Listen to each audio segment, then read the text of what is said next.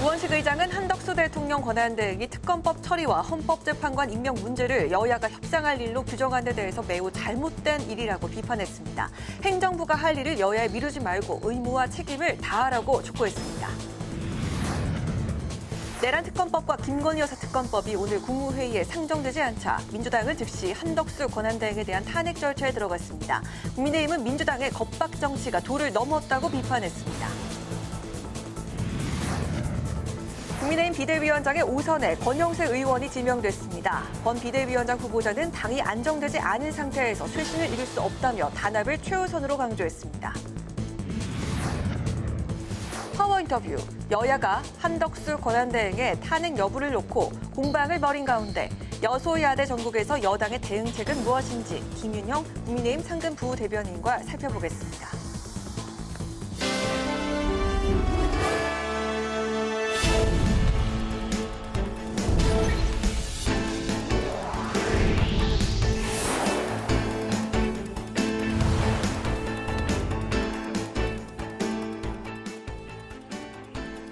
여러분 안녕하십니까. 12월 24일 화요일 국회 라이브 6 시작하겠습니다. 우원식 국회의장이 내란 특검법과 김건희 여사 특검법에 대한 한덕수 대통령 권한대행의 결단을 촉구했습니다. 우 의장은 국민의 요구라며 여야 협상 대상이 아니라고 강조했는데요.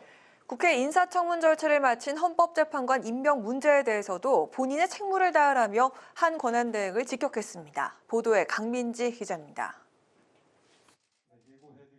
우원식 국회의장은 오후 긴급 기자회견을 열고 여야 이견이 첨예한 내란, 김 여사 등 두 특검법과 헌법재판관 임명에 대한 입장을 밝혔습니다. 오늘 아침 한덕수 대통령 권한대행이 여야가 다시 머리를 맞대야 한다며 사실상 야당의 특검법 수용 요구를 거부한 데 따른 겁니다. 우 의장은 한 대행의 재요구 논의는 국회가 결정한 사안을 되돌리려는 무책임한 행위라며 국민 요구인 특검법을 모두 수용해야 한다고 목소리를 높였습니다. 만약 문제가 있다고 생각된다면 차라리 거부권을 행사하라고 지적했습니다. 대통령과 정부가 자신의 일을 할 차례인데 이를 다시 전 단계로 돌리자는 것은 납득할 수 없는 주장입니다. 문제가 있다고 판단하신다면 다시 논의하자고 할 것이 아니라 제2요구권을 행사해 정식으로 국회로 보내면 될 것입니다. 우 의장은 헌법재판관 임명 문제도 정치 협상의 대상이 아니라고 잘라 말했습니다. 한 권한대행이 헌법재판관을 임명하지 않으면 탄핵을 방해하는 것으로 비춰질 수 있다며 책임을 다하라고 경고했습니다. 헌법기관의 정상적 작동을 위해 국회가 선출한 헌법재판관에게 임명장을 수여하는 것을 정치 협상의 대상으로 삼을 수는 없습니다. 다만 민주당의 한 권한대행 탄핵 추진에 대해선 참 우려스럽다는 입장을 밝혔는데 국회의장실 관계자는 탄핵으로 인한 국정 혼란에 대해 우려스럽다는 뜻이라며 이를 최소화하기 위해 한 권한대행이 조치를 서둘러야 한다는 의미라고 설명했습니다. 본분에 맞춰 자신의 의무와 책임을 다해 주십시오. 그것이 권한대행이 말씀하신 긴 공직 생활의 마지막 수임임을 명심하시기 바랍니다. 이런 가운데 국회는 3명의 헌법재판관 후보자에 대한 인사청문회를 마쳤습니다. 오늘은 여당 몫인 조한창 후보자 청문회가 열렸는데 국민의힘은 어제에 이어 오늘도 합의되지 않은 일정이라며 불참했습니다. 야당은 오후에 회의를 속개해 정계선, 마흔혁, 조한창 세 후보자에 대한 임명 동의안도 단독으로 의결했습니다. 야당은 26일 본회의에서 임명 동의안을 최종 처리한다는 계획인데 여당은 표결을 밀어붙일 경우 권한쟁의 심판을 청구하겠다며 반발하고 있습니다. 국회 방송 강민지입니다. 더불어민주당이 한덕수 대통령 권한대행 탄핵 카드를 꺼내 들었습니다. 민주당이 데드라인으로 제시했던 오늘까지 한 대행이 내란 특검과 김 여사 특검법 공포를 하지 않으면서 탄핵 추진으로 압박해 왔었는데요. 취재기자 연결해서 자세한 상황 알아보도록 하겠습니다. 이소희 기자, 민주당이 당초 예고했던 한덕수 탄핵안 발의를 잠시 미뤘습니다. 네, 더불어민주당이 한덕수 대통령 권한대행의 탄핵을 빠르게 추진할 예정이었는데요. 그러나 오늘 탄핵 소추안을 발의하지는 않았습니다. 민주당은 헌법재판관 임명 동의안이 26일 본회의를 통과한 뒤 한 권한대행이 임명하는 절차까지 지켜보겠다며 탄핵안 발의를 미뤘습니다. 이번 주 내내 한덕수 권한대행의 탄핵에 힘을 실었던 민주당. 오늘은 탄핵 절차를 본격 개시하겠다고 엄포를 놨는데요. 오후에 의원총회를 열고 만장일치로 탄핵안을 당론으로 채택하고 발의를 예고하기도 했습니다. 앞서 한 대행이 국무회의에 쌍특검을 상정하지 않은 데다가 특검과 헌법재판관 임명에 대해 여야가 머리를 맞대라며 국회로 화살을 돌리자 탄핵이 급물살을 탄 겁니다. 민주당은 여야가 머리를 맞대라는 한 대행의 말에 내란 수사를 놓고 여야가 협상할 수 있겠냐며 내란 공범이라고 강하게 비판했습니다. 권한대행 탄핵도 대통령에 준하는 절차를 밟아야 한다는 국민의힘에 대해서도 반박했습니다. 이재명 대표는 대통령 권한대행이라는 직책 자체가 없다며 대통령 권한을 대행하는 국무위원만 있을 뿐이라고 강조했습니다. 결국 재적의원 과반수 이상만 찬성하면 되는 국무총리 탄핵 절차를 밟으면 된다는 주장입니다. 한편 민주당은 계엄의 핵심 인물로 지목되고 있는 노상원 전 정보사령관의 수첩에서 북의 공격을 유도하고 국회를 봉쇄하라는 메모가 나왔다며 내란 공범들을 특검으로 단죄해야 한다고 강조했습니다. 그러면서 윤 대통령부터 즉각 체포하라고 수사기관을 향해 거듭 목소리를 높였습니다. 국회 방송 이소희입니다. 한동훈 대표가 사퇴한 지 여드레 만에 국민의힘이 비상대책위원장으로 오선의 권영세 의원을 추대했습니다. 권 비대위원장 후보자는 윤석열 대통령 탄핵 정국에서 당을 수습해야 하는 과제를 안게 됐습니다. 김동길 기자의 보도입니다. 국민의힘이 의원총회를 열고 윤 대통령 탄핵 소추로 분열된 당을 수습할 비대위원장 후보로 권영세 의원을 추대했습니다. 권 의원은 지난 2002년 재보궐선거로 국회에 입성한 후 17대와 18대, 21대와 22대 총선에서 당선된 5선 국회의원입니다. 또 윤석열 정부 초대 통일부 장관과 박근혜 정부에서 주중대사, 당 사무를 총괄하는 사무총장 등을 역임했습니다. 권성동 대표 권한대행은 당의 재정비와 쇄신을 이끌 적임자라고 강조했습니다. 권 후보자는 오는 26일 상임 전국위와 30일 전국위원회를 거쳐 최종 임명될 예정인 가운데 당의 안정과 화합을 최우선 과제로 제시했습니다. 그리고 그 바탕 위에 쇄신을 추진하겠다고 밝혔습니다. 당이 우리 국민의 신뢰를 다시 회복해서 국민의 신뢰를 받는 정당으로 다시 태어나기 위해서 무슨 일을 해야 될지 고민하는 게 그게 제일 중요하다고 생각합니다. 국민의힘은 민주당을 향한 공세 수위를 높였습니다. 한덕수 대통령 권한대행의 권한을 놓고 탄핵을 거론하며 겁박 정치를 하고 있다고 비판했습니다. 또 민주당이 한 권한대행을 압박하는 이유는 이재명 대표의 사법 리스크가 더 커지기 전에 조기 대선을 실시하겠다는 목적이라고 주장했습니다. 자기들의 요구를 들어주지 않으면 탄핵을 하겠다는 협박입니다. 마치 이틀 안에 돈을 입금시키지 않으면 보복하겠다고 협박하는 조폭과 다름없는 행태입니다. 국민의힘은 지난 주말 전국 농민의 총연맹의 트랙터 시위와 관련해선 경찰 버스를 들어올리는 물리력을 행사하는 등 시위가 아니라 난동이었다고 비판했습니다. 경찰을 향해선 특정 세력의 눈치를 보지 말고 법과 원칙에 따라 엄정하게 대응하라고 촉구했습니다. 국회 방송 김동길입니다.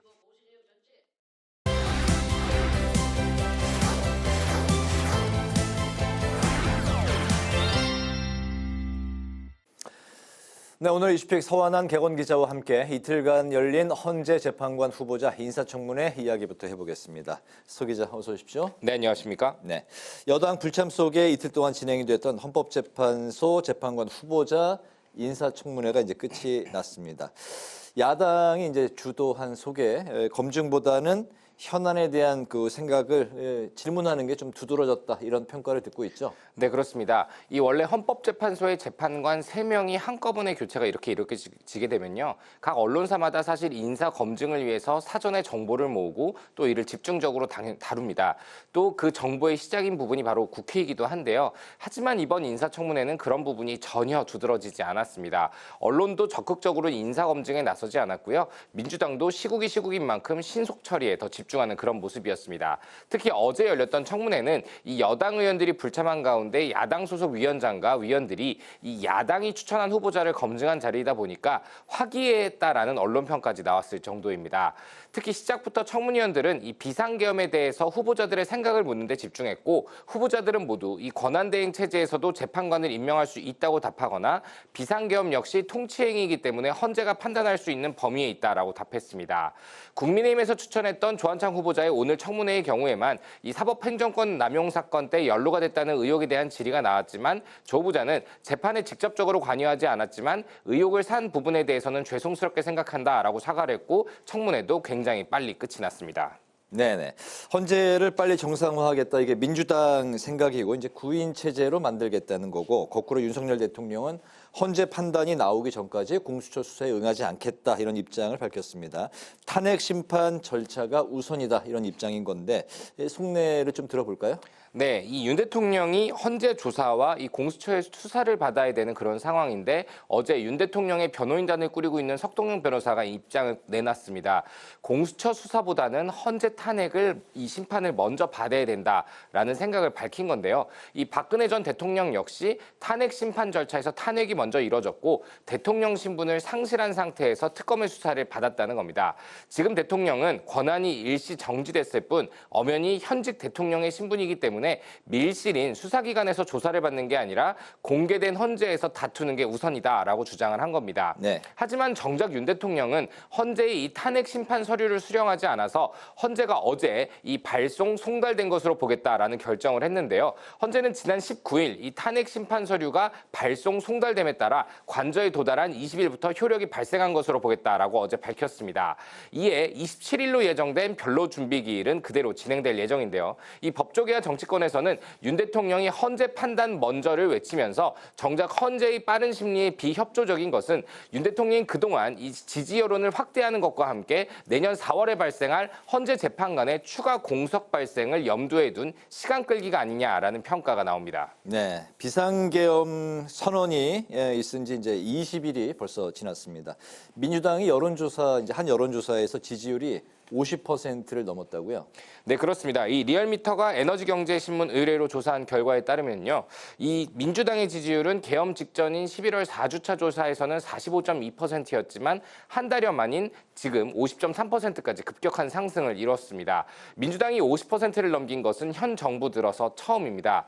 하지만 우려가 되는 부분들도 역시 있습니다. 지난주 조사 때 52.4%까지 지지율이 올라간 거에 비해선 2%포인트가량 줄었는데요. 대전과 세종, 충청도와 또 20, 30대와 중도층에서 약간의 지지율 감소가 눈에 띕니다. 민주당이 최근에 이 당내 강경파에 대해서 더 신중한 스탠스를 취하는 이유이기도 합니다. 이 최근 일부 의원들이 유튜브 방송 등에서 국무위원을 5명 이상 탄핵하는 시나리오를 언급했던 것이 대표적인 사례인데요.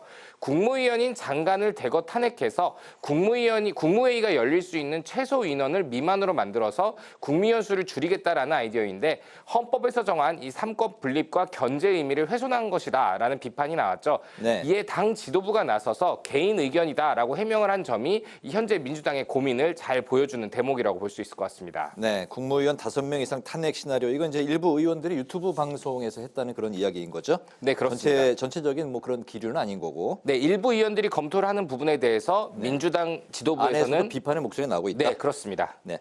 반면에 국민의힘은 20%대로 떨어졌던 지지율이 이제 계속되고 있는데 민주당과 지지율 격차가 20% 넘게 이제 벌어진 상태가 됐어요. 네, 역시 같은 여론조사 결과에 따르면요, 이 국민의힘의 지지율은 29.7%를 기록한 그런 상황입니다. 이제 양당 간 지지율의 격차는 20.6%포인트로 오차 벗기 밤입니다.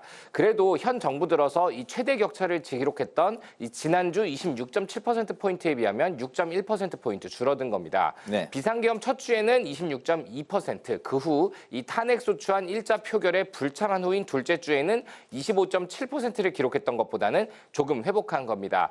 탄핵 소추안 가결 이후에 이 보수층이 집결하면서 국민의힘의 지지율의 하락세가 진정되고 있다라는 분석이 나옵니다. 특히 박근혜 전 대통령 탄핵 소추안 발의 당시에 새누리당의 지지율이 13%에 불과했던 것과 비교하면 그보다는 2배 이상 높은 것이기도 합니다. 특히 TK나 충청권 이 전통적인 지지층에서 회복세가 눈에 띄었는데 국민의힘 지도부가 선택한 이 집토끼 지키기 전략이 유효했다라는 내부 평가도 나오고 있습니다. 하지만 문제는 수도권 지지율입니다. 이번 주에도 수도권의 지지율은 2% 더 하락했거든요.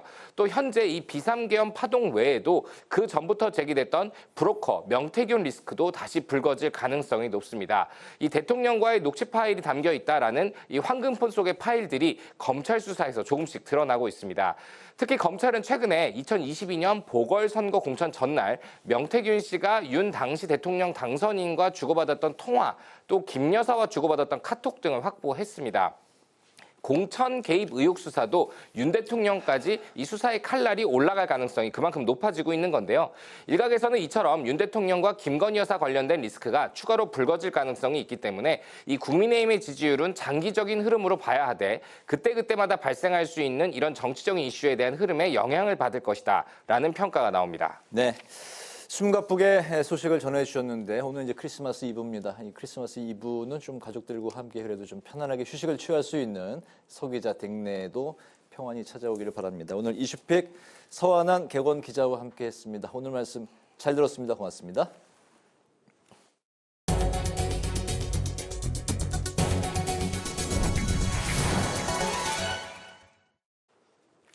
김민기 국회 사무총장이 오늘 기자회견을 열고 비상계엄 선포 당시 국회의장 공간에 군인 13명이 출동한 정황이 CCTV에 포착됐다고 밝혔습니다.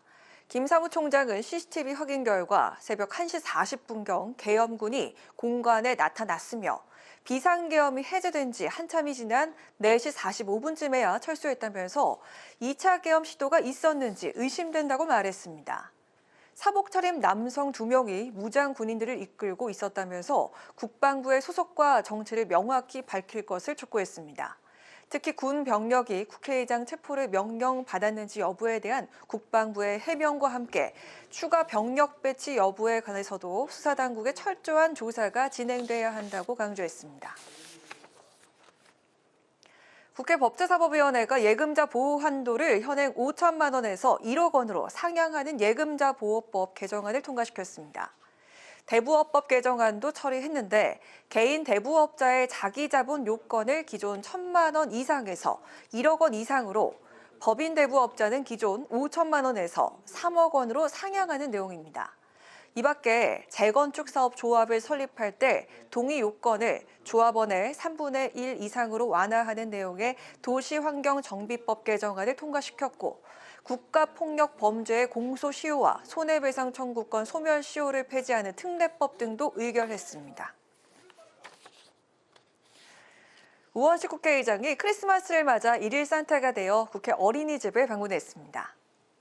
우 의장은 어린이들이 준비한 음악회 무대를 감상하고 아이들의 감사 인사가 담긴 편지를 받았습니다. 우 의장은 아이들에게 큰 꿈을 가진 큰 사람이 되라고 덕담을 전했고 직접 준비한 크리스마스 선물을 나눠주며 특별한 시간을 보냈습니다. 우원식 의장이 연말을 맞아 대한결핵협회와 대한적십자사 그리고 사회복지 공동모금회의 기부단체 대표를 초청해서 성금을 전달했습니다. 우 의장은 지난 3일부터 비상계엄으로 인해 우리 국민이 큰 두려움과 걱정 속에 살고 있다며 나눔과 배려가 어려운 시기를 극복하는 희망과 용기의 씨앗이 되길 바란다고 말했습니다. 사회복지 공동모금회 김병준 회장은 사랑의 열매 모형을, 대한결핵협회 신민석 회장은 2024년 크리스마스 씨를 우 의장에게 전달했고 대한적십자사 김철수 회장은 배지를 선물했습니다.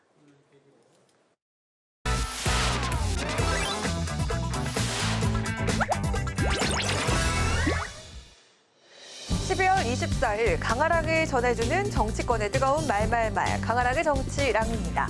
오늘 첫 번째 주제 탄핵 정족수 동상이몽입니다. 헌정사상 초유의 대통령 권한 대행에 대한 탄핵 소추를 두고 의결 정족수에 대한 여야 해석이 엇갈리고 있습니다. 여당은 대통령과 같이 재적 의원 3분의 2 이상 찬성이 필요하다고 주장하는 반면 민주당은 권한대행이 아닌 국무총리 탄핵을 추진하는 것이라면서 과반 찬성으로 가결시킬 수 있을 것으로 보고 있는 겁니다. 12월 3일부터 탄핵 소추 전까지 고 총리로부터 있었던 시기의 문제에 대해서는 과반수로 탄핵 소추를 할 수 있다는 게 모든 공통된 의견입니다. 총리 때 했던 부분이 이제 내란죄의 공모가 될 수 있는 공범이 될 수 있는 중대한 헌법이 위반이고 그 부분은 151명으로 할 수 있어서 언제든지 저희가 탄핵 소추를 할 수 있다라는 입장이고 국회 입법조사처가 김한규 민주당 의원이 질의한 대통령 권한대행 탄핵안 가결을 위한 의결 정족수에 대해 대통령 권한대행이 권한대행 취임 이전 총리로서 직무를 수행하는 중에 탄핵 사유가 발생한 경우엔 국무총리에 대한 탄핵안 발의 및 의결 요건이 적용된다라고 밝힌 상황. 특검법 처리 법정 시한은 아직 일주일이 남았지만 민주당이 이처럼 한 권한대행 탄핵을 압박하는 데엔 특검법 거부권 행사 가능성이 높다고 판단했기 때문으로 보입니다. 민주당은 일단 선을 그었지만 당내 일각에선 최후의 수단으로 장관들을 줄줄이 탄핵하는 방안도 거론되고 있습니다. 내란 사건에 동조했을 가능성이 있는지 계엄선포 직전 국무회의라고 칭해지는 그 이상한 모임에 있었는지 여부를 판단해서 있었던 사람들을 한꺼번에 탄핵시키는 방안이 있죠. 5명을 탄핵을 시켜버리면 국무회의가 의결을 못합니다. 국무회의가 안 돌아가면 지금 올라가 있는 법안들은 자동 발효가 됩니다. 오세훈 서울시장이 국무회의 무력화는 무정부 상태 헌정 파기라면서 이재명 민주당 대표를 비판하면서 답을 요구했습니다. 한덕수 대행에 대한 탄핵 정족수 대체에 이어서 국무위원회 줄 탄핵 가능성까지 그야말로 끝이 없는 탄핵 정국의 혼란은 계속될 것으로 보입니다. 이어서 오늘 두 번째 주제는 몸푸는 보수 잠룡들입니다. 동요하지 않아도 됩니다. 저희들도 흔들림 없이 일을 하고 또 만에 하나 대구시에 어떤 요인이 발생하더라도 전혀 흔들림 없는 장치를 다 하도록 하겠습니다. 이렇듯 대구시정에 대한 우려를 일축시켰던 홍준표 시장이 최근 대구시장 졸업을 언급하면서 대권 도전을 사실상 공식화했습니다. 23번째 이사 가는데 대구시장 졸업이 빨라진다 이런 말씀하시는 거 보면 홍준표 시장님의 대권 출마는 워낙 상수였으니까 과연 어떠한 의제를 가지고 어떠한 가치를 다시 들고서 세 번째 대선에 도전하느냐 그걸 봐야 되겠죠. 하지만 친한계에선 탄핵 찬성파를 징계하라고 목소리를 높였던 홍 시장의 대권 도전 시사에 노욕을 거론하면서 직격했습니다. 민주당 반응 역시 비판적이었습니다. 이분은 일단 명태균의 강부터 좀 건너고 뭐 이런 얘기를 해야지. 지금 뭐 명태균하고 관계도 지금 얘기가 오락가락하고 관계성에 대해서 지금 발언이 어제 다르고 오늘 다른데 무슨 대선 출마를 한다는 건지 조금 의아하고요. 본인 혼자만 생각하지 말고 정당인인 만큼 국민의힘의 그 아픈 부분도 좀 어루만져 주셨으면 좋겠습니다. 그런가 하면 오늘 오선의 권영세 의원이 국민의힘 비대위원장으로 추대된 가운데 앞서 당내 쇄신과 개혁의 적임자로 물망에 오르기도 했던 탄핵 찬성파 유승민 전 의원 또한 최근 활발하게 목소리를 내오고 있습니다. 조기 대선에 대한 예측은 아직 이르다면서도 보수의 혁신을 재차 강조했습니다. 지금 우리가 가는 길로 가면 그냥 쉽게 정권 넘기는 겁니다. 그게 철저하게 반성하고 무릎 꿇고 사죄하고 새로운 보수의 길로 지금부터 가면 그러면 오히려 이재명 민주당하고 당당하게 맞설 수 있습니다. 40대 기수론을 내세우며 대선 출마 의지를 밝힌 이준석 개혁신당 의원 또한 젊은 보수로서의 자신의 경쟁력에 대해서 자신감을 드러냈습니다. 2016년 이후로 봤을 때 그러니까 단일화나 이런 거 없이 그래서 3자 구도에서 3구도에 해당하는 사람이 당선돼 본 사람이 동탄의 이준석밖에 없습니다. 박근혜 대통령 이후에 보수 정당의 당대표를 지내면서 전국 단위 선거의 승리를 경험한 사람은 또 이준석밖에 없습니다. 그러니까 이게 실적이라고 하는 것이 있잖아요. 그 경험을 다른 사람들은 가지고 있지 않습니다.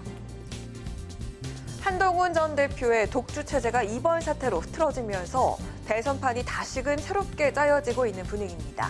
이재명 대표로 굳혀진 야권과 달리 단일화 변수 등 여러 가능성이 남아있는 만큼 보수 진영의 경쟁 구도에 이목이 쏠리고 있습니다. 지금까지 강아랑의 정치랑이었습니다.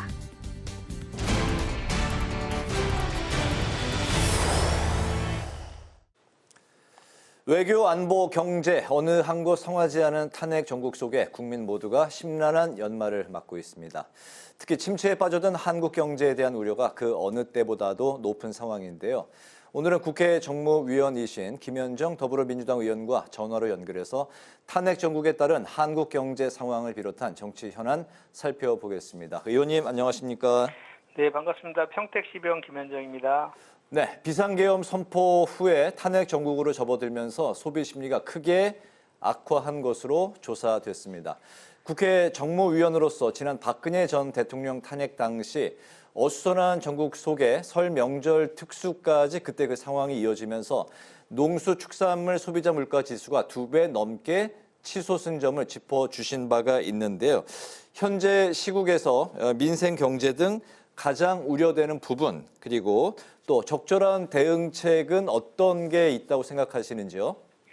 네, 지금 가장 우려되는 부분은 내수 경제 침체하고 물가 급등이 가장 이제 우려되는 부분인데요. 네. 지금 그 비상계엄 선포 사태로 인해서 소비 심리가 크게 이축되어 있습니다.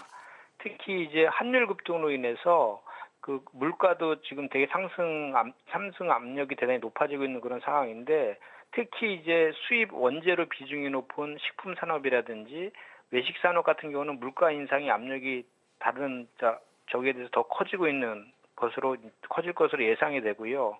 그렇기 때문에 정부에서는 선제적으로 이런 내수 진작과 물가 안정 대책을 세워야 하는 그런 상황입니다. 그래서 이제 기재부에서도 아직 내년도 그 설 민생 안정 대책이 결정된 바 없다고 지금 하고 있거든요. 네. 그래서 이 소비 진작을 위해서 민생 안정 대책을 신속히 준비해야 될 것이고 또 이제 소상공인 자영업자에 대한 특별한 지원 방안도 지금 마련해야 되는데 좀 아쉬운 것은 계속해서 정부가 이런 상황임에도 불구하고 계속해서 건전재정 기조만 유지하려고 지금 하고 있고 올해 세수도 30조가 지금 결손이 예상되고 있는 상황이라서 결국은 이런 민생을 챙기기 위해서는 결국 추경이 반드시 필요하다라는 생각이고요. 지금 한국은행 총재까지도 추경의 필요성을 지금 언급하고 있는 그런 상황 아닙니까?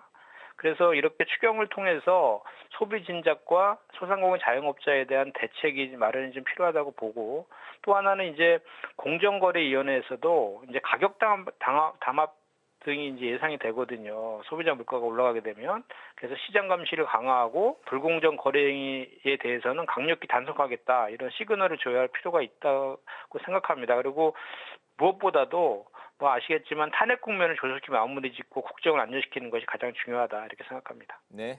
네, 그리고 오늘 그 민주당이 한덕수 대통령 권한대행에 탄핵안 발의하지 않겠다 이렇게 밝혔는데 대통령에 이어서 권한대행까지 탄핵을 추진하는 민주당 입장도 여론을 의식한다면 아무래도 그 난감한 부분이 적지 않을 듯한데요. 국민의힘 측의 반발도 그 어느 때보다 거센 상황입니다. 그럼에도 불구하고 탄핵을 추진하는 민주당의 솔직한 입장과 계획이 궁금한데요.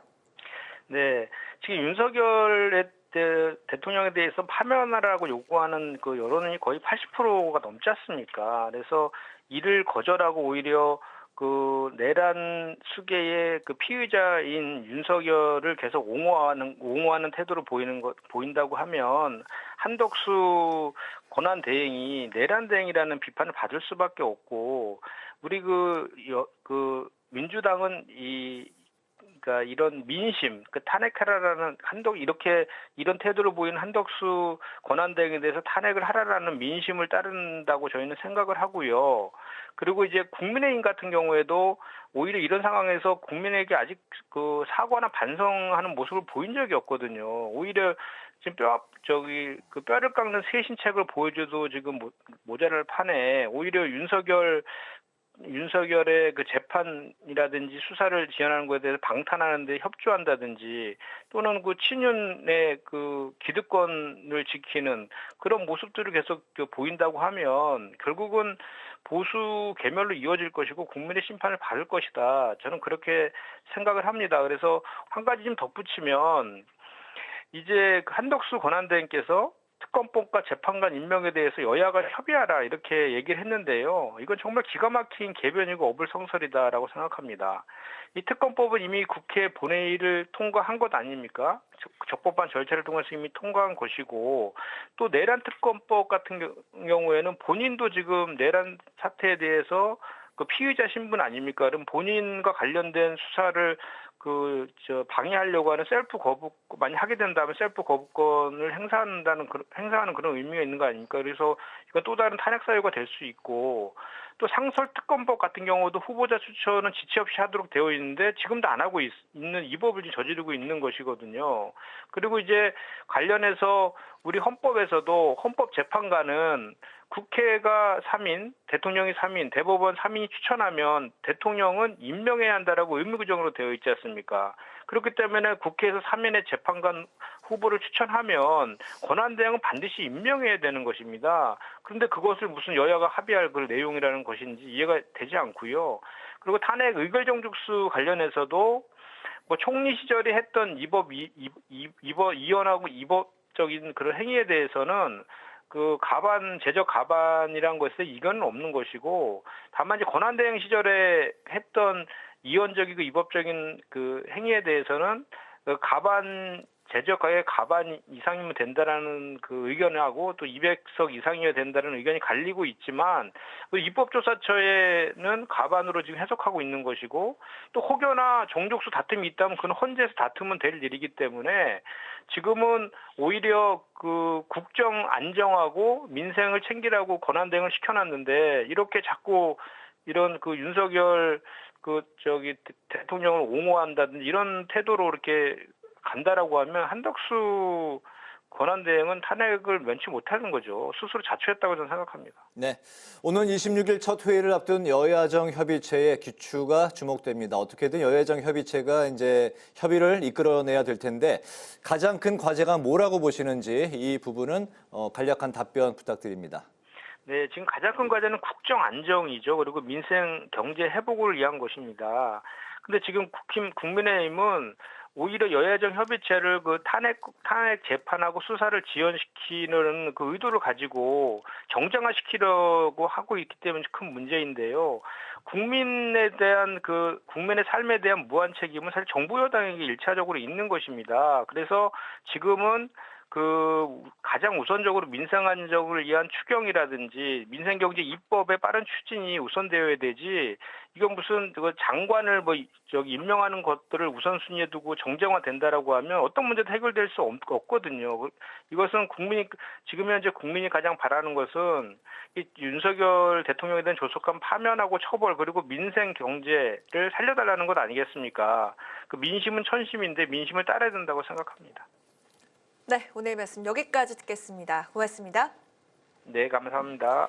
지금까지 김현정 더불어민주당 의원과 이야기 나눠봤습니다.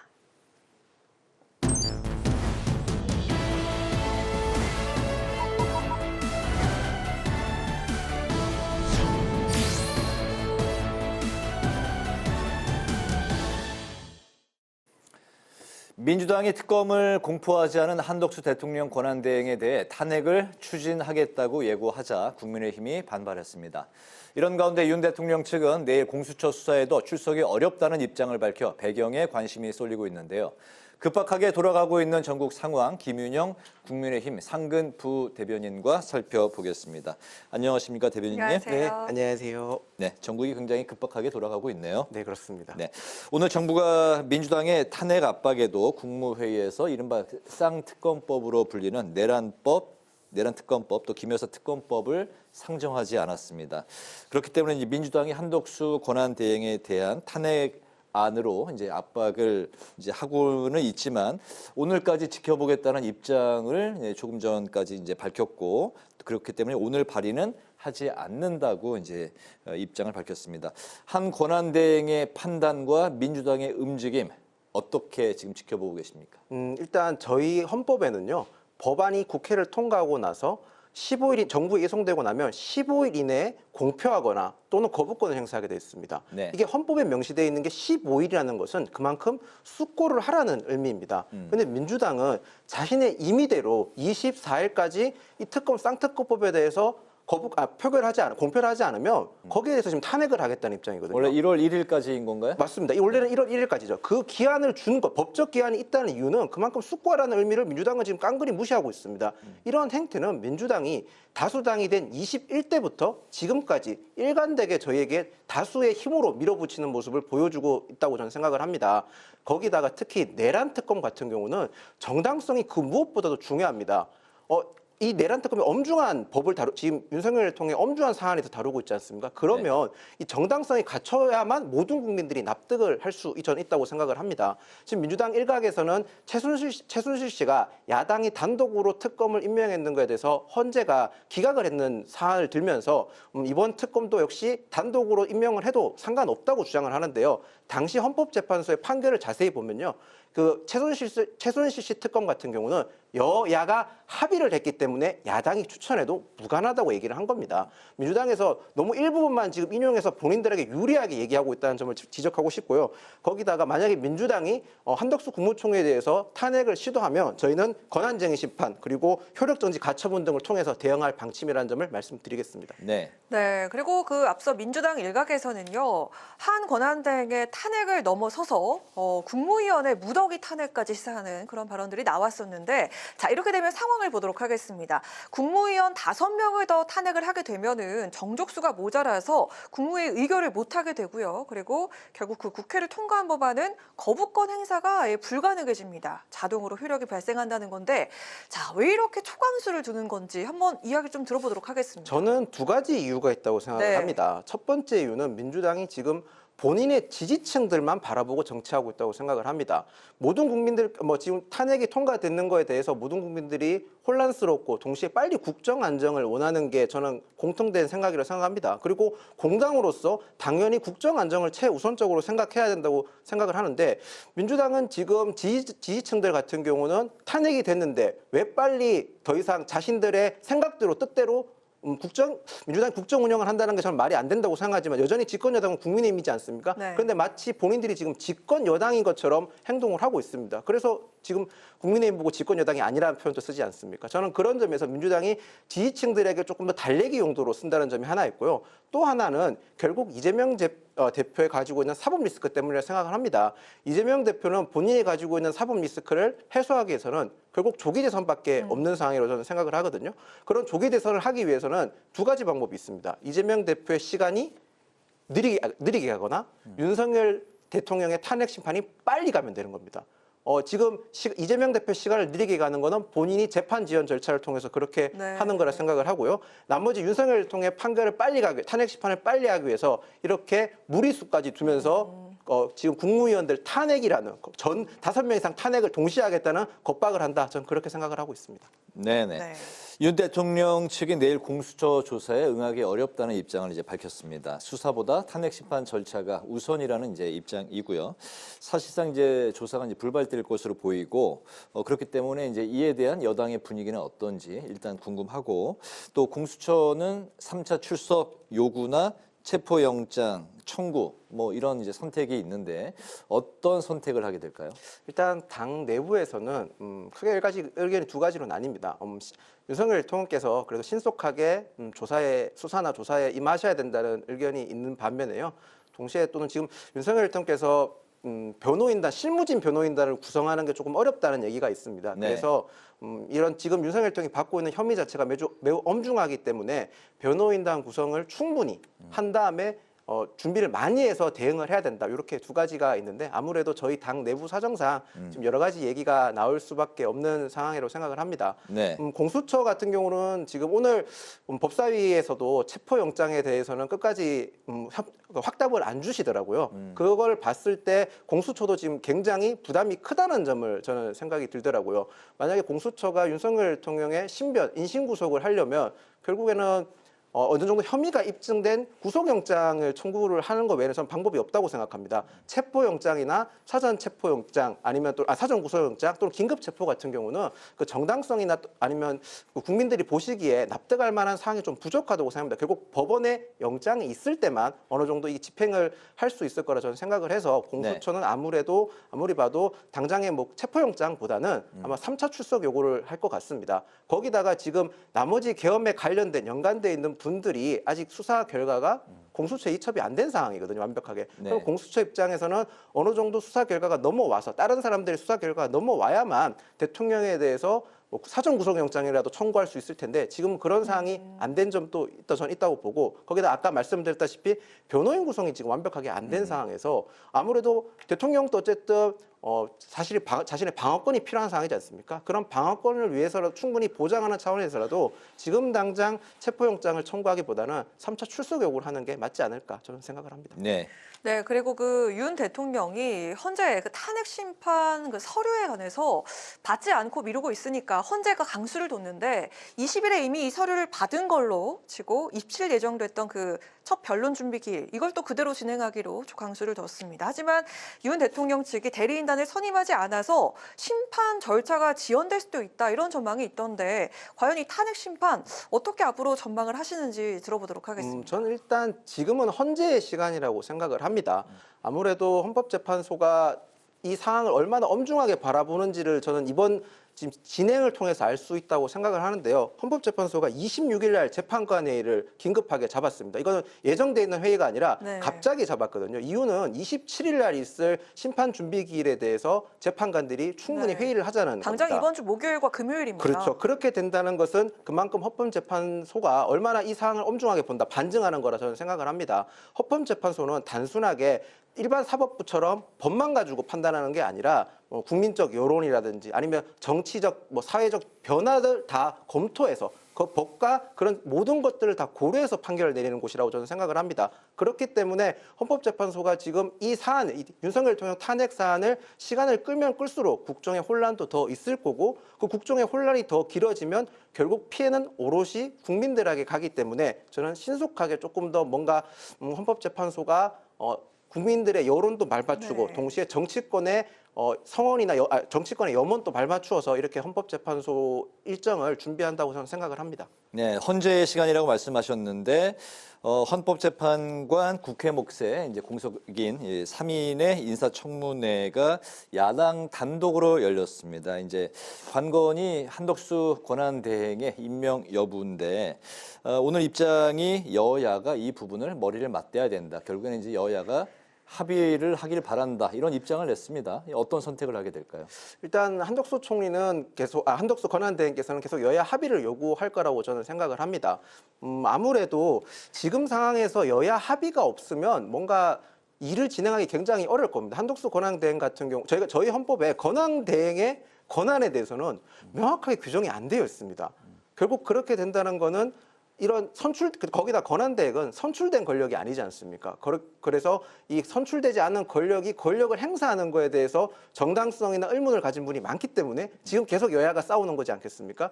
결국 그럼 현재 상황에서 선출된 권력인 국회, 여야가 합의를 통해서 어느 정도 권한대행에 대해서 어떤 권한이 있는지 규정을 해주는 게 필요하다고 저는 봅니다. 근데 지금 너무 여야가 극심히 대치하고 있는 상황이지 않습니까? 거기다가 8년 전으로 시기를 잠깐 돌려보면요. 그때 당시 민주당 같은 경우는 박근혜 대통령 탄핵 시절에 황교안 권한대행에게 헌법재판관을 임명하지 말라고 했었습니다. 물론 당시는 대통령 몫이고 지금 국회 몫이라고 하지만 그건 어디까지나 프로세스의 과정이라고 생각을 합니다. 이 임명을 진행하는 거에 대해서는 권한대행의 권한이 맞다고 보는 게 저는 맞다고 생각을 하거든요. 당시 추미애 민주당 대표께서는 권한대행이 헌법재판관 임명한 건 어불성설이다. 국회 차원에서 총동원해서 막겠다는 얘기까지 했었습니다. 저희 입장에서는 추미애 대표의 그 입장에 대해서 8년이 지난 지금 시점에서 민주당은 어떤 입장 변화가 있는지 얘기를 하고 싶습니다. 거기다가 지금 이 상황에서 여야가 합의 없이 지금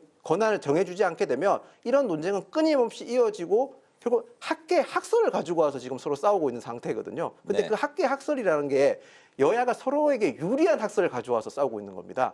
학계의 학설을 가지고 행정을 할 수는 없습니다. 행정이라는 것은 그만큼 국민들에게 영향을 많이 미치기 때문에 어느 정도 양쪽의 모든 국민이 어느 정도 공감할 수 있는 학설이라는 건 사실 저는 존재하지 않다고 봅니다. 그래서 여야 합의가 굉장히 중요한데 민주당이 계속 또 밀어붙이기식으로 하고 있지 않습니까? 전 최소한 민주당이 8년 전에 자신의 입장에 대해서 어느 정도 대변하는 또는 사과까지 바라지도 않습니다.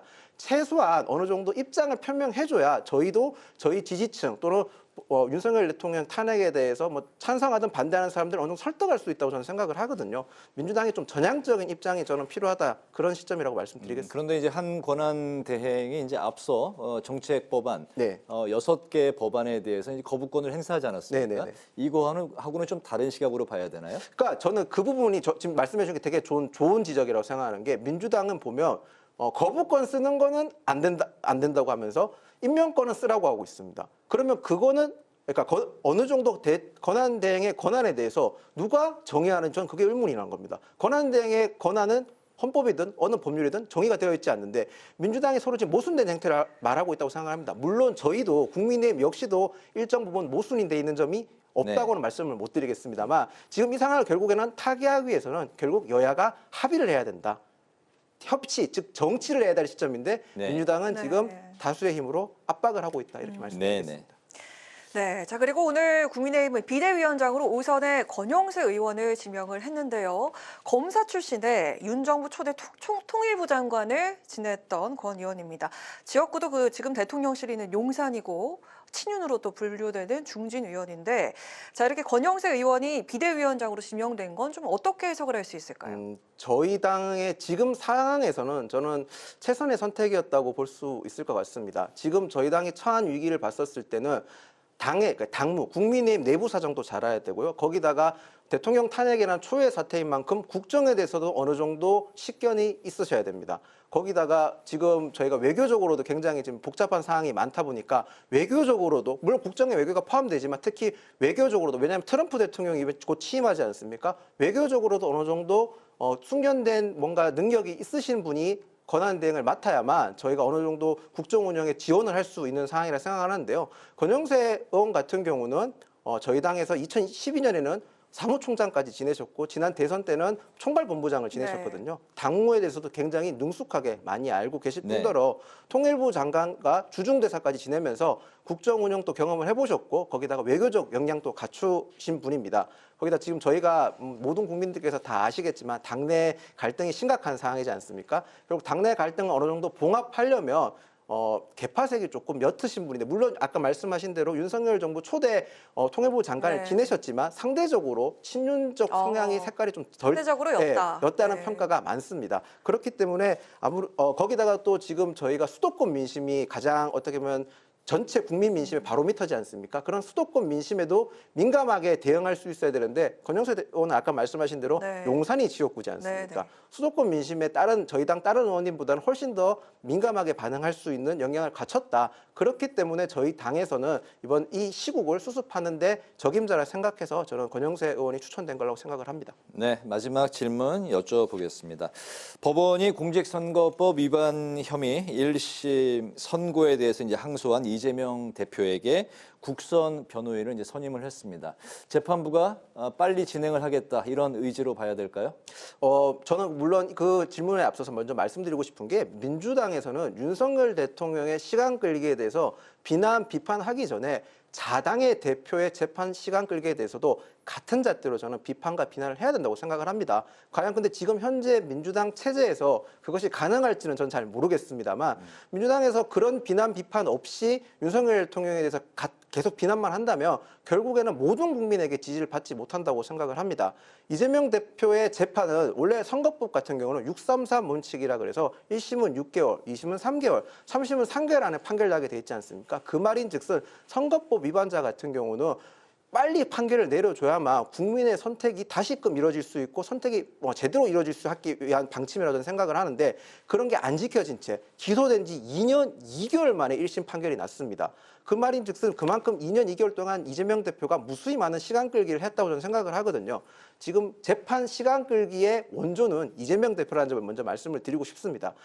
앞으로 이제 다음 달이면 2심이 시작될 텐데 앞서 말씀드렸다시피 2년 2개월이나 재판을 했지 않습니까? 나올 수 있는 증거는 다 나왔고 신문할 수 있는 증인은 다 신문했다고 저는 생각을 합니다. 그 말인즉슨 2심에서는 다툴 쟁점이 크게 많지는 않을 겁니다. 뭐 이재명 대표가 앞으로 어떤 새로운 증거와 새로운 증인을 가지고 올지는 모르겠지만 재판부가 이미 충분히 2년 2개월 동안 다뤘기 때문에 구체적으로 새로운 사안을 이재명 대표가 제시하지 않는다면 이 재판은 3개월 이내에 끝낼 수 있다고 저는 생각하고 저희 당 입장에서는 2월 17일까지 민주당 이재명 대표가 지연한 한 달을 제외하고 2월 17일까지 최대한 2개월 안에 지금 끝내라는 입장을 밝히고 있는 상황인 점까지 말씀드리겠습니다. 알겠습니다. 파워 인터뷰 오늘 여기까지 듣도록 하겠습니다. 국민의힘 김윤영 상근 두 대변인과 함께 한덕수 권한대행의 탄핵 공방을 비롯한 전국 현안 살펴봤습니다. 그래도 오늘 크리스마스입니다. 댁내 가정 평안하시기 바라겠습니다. 네, 시청자분들과 앵커 두 분께서 행복한 크리스마스 되시길 바라겠습니다. 감사합니다. 오늘 말씀 잘 들었습니다. 고맙습니다. 오늘 국회 라이브 6 여기까지입니다. 시청해주신 여러분 고맙습니다.